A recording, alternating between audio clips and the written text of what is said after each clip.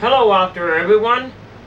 I am the Dance of Life Dancer, and this is 7 Days in Hell, part number 7. Thank you for joining me. I was unable to talk as I was in such agony, as I felt the heat of the flames against my body. My screams were a minimum. I was inhaling flames, shaking so vigorously, trying to get out of the horrible flames. My legs, my arms were crusting up to the level of pain beyond anything a human can endure. My nose, I was smelling a strange smell. I was literally insane, thrashing around in this pit of fire.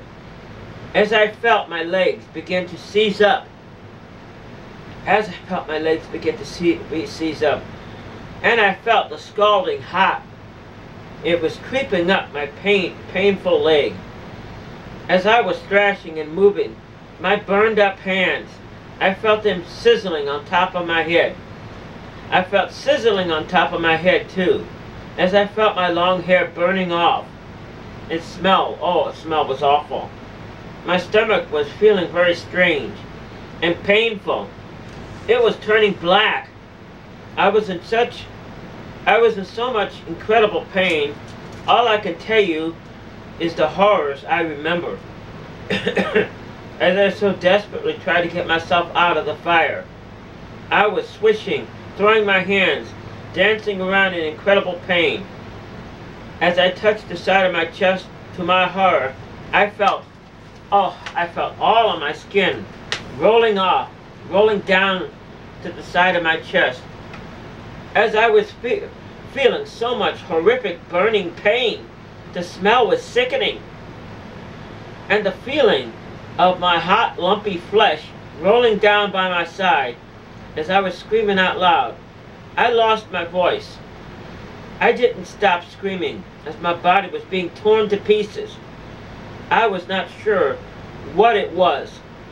That I felt. I felt the fire was burning me up. My God! But I was not being consumed. Me, on my body, my face was badly burned. My right eye was hanging out as I went blind. And I could feel my face. It was boiling and charred and rolling off, like someone placed a plate of hot glue all over my face.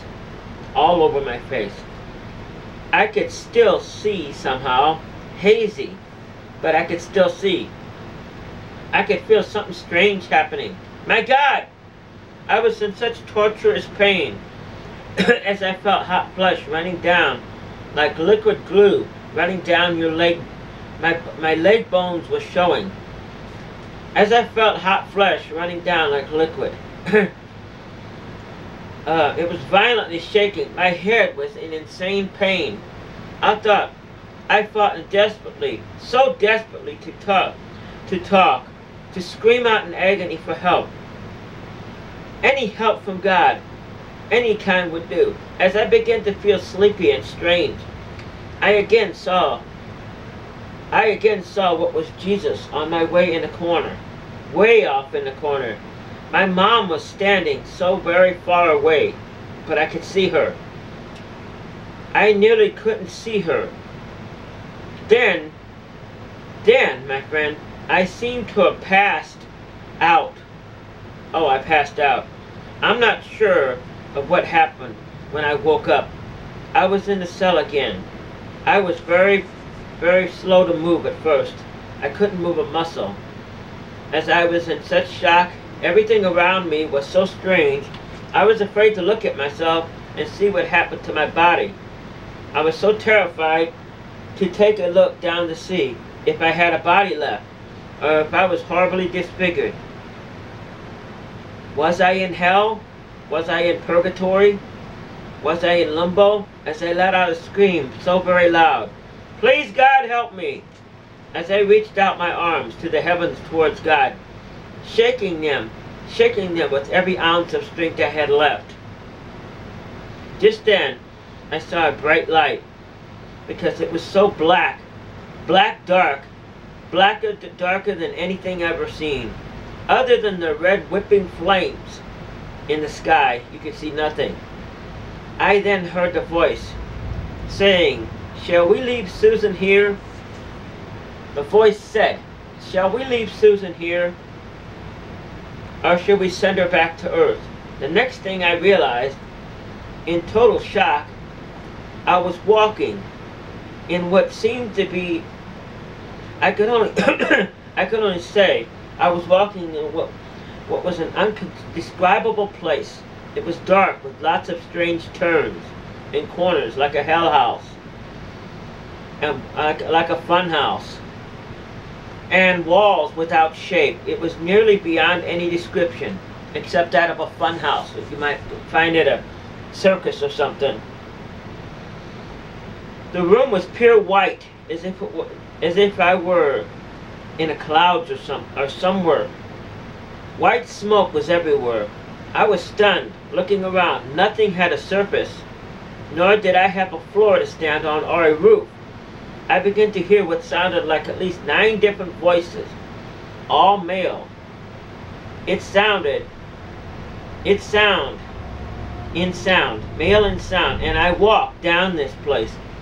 I saw what looked like a very long table or a bar made of some kind of marble-like stone or rock. The table seemed as if it was endless, miles long, 4 by 5 feet deep. The table had no legs at all. It seemed like it was more of a large bench. It seemed as if it was a pure white stone. There was a white mist in the air. A white mist in the air. As I turned, in twisted shock, I saw a row of what looked like seats. There was a row of seats by this table. I did not see the seats, but the outline of the seats, with large people, and one person in the center chair.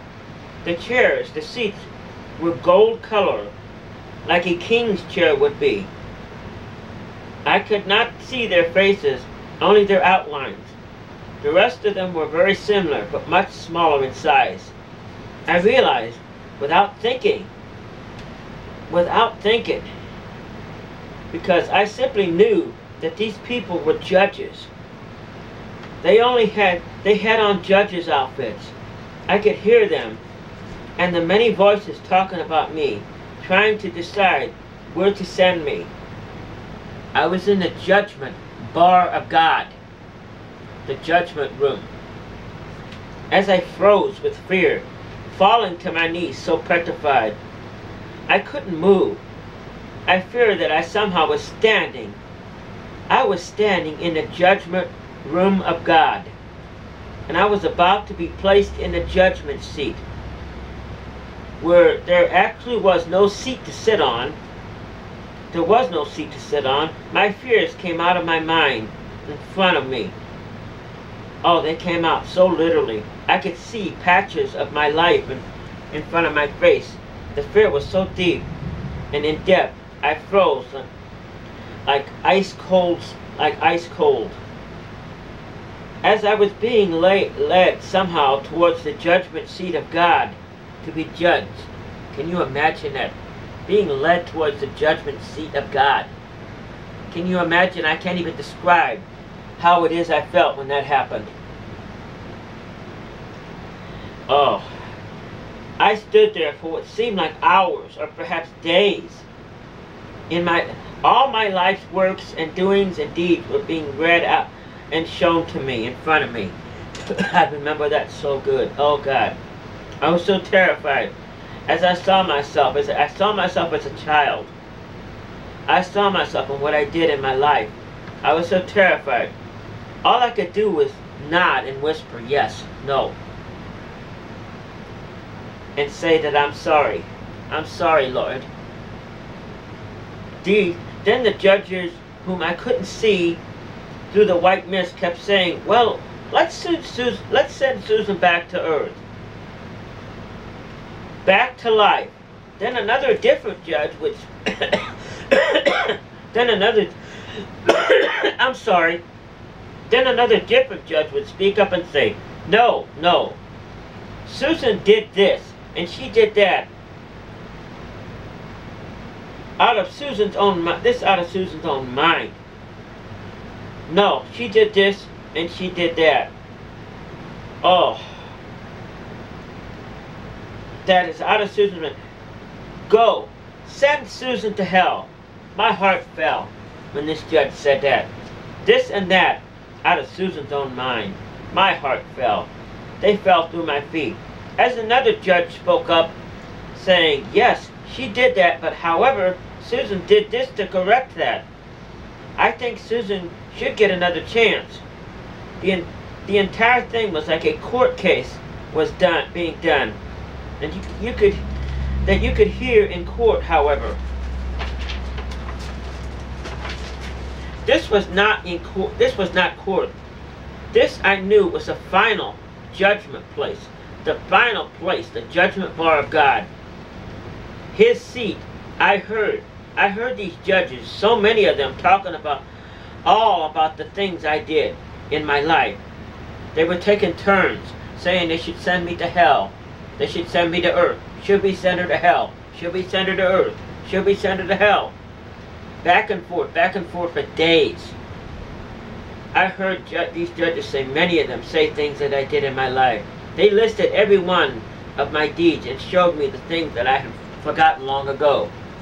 It seemed that in my judgment, my judgment was interpreted as those burned, twisted guards took me and led me to another room, which looked like a doctor's office.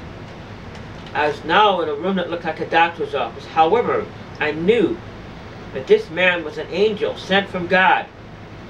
And I knew in my heart that the doctor sitting there was God. He was sitting in the seat. I pleaded with God. I pleaded with him for another chance. This lasted a few minutes. He finally said, you're going to receive another chance. He finally said, I pleaded with God, you're going to receive a miracle sometime today, Susan. I comforted at thinking, oh man, I was comforted at thinking, I thought he meant I was going to receive some miracle today. I thought he meant I was going to be saved from hell. Then I was taken back to the judgment bar of God. In such a state of shock and denial and shock, I was not able to talk or speak. In fact, I was not standing. I was too weak to stand. As I laid out on the floor, or whatever it was, on the ground or in the mist, I was thinking and whispering things to them. They heard me. This went on for it seemed like days and days. I can remember in the background I could hear some kind of music, a song, a radio program. They kept repeating over and over and over again. I did not recognize it. I knew in my mind I should know the song, the words, the show somehow contained this. It continued on and on to sing about the dance of life and about me being sentenced to life. I was addressed so many times as deeds I did in my life. They're deciding my fate, I said. The judges kept talking back and forth. Send Susan home. Then another judge spoke up. No, send her to hell. Then yet another judge spoke up. Another one said, no, make her wait. It kept going on and on and on and on. It kept saying different things like a court case or something. It kept going over and over and over again, as I could hear the music playing, the dance of life, over and over. As voices within the music kept talking over and over about the dance of life, as relating to me, I remember thinking, they somehow stole and took my dance of life from me and used it for themselves. Then I thought, that's foolish. I'm dead. I'm no longer alive. I'm in the judgment room, and the dance of life, as well as my life, belongs to God. He's now got my fate in his hands. Suppose God would decide if I were given another chance to come back to earth to live for God. Oh, to live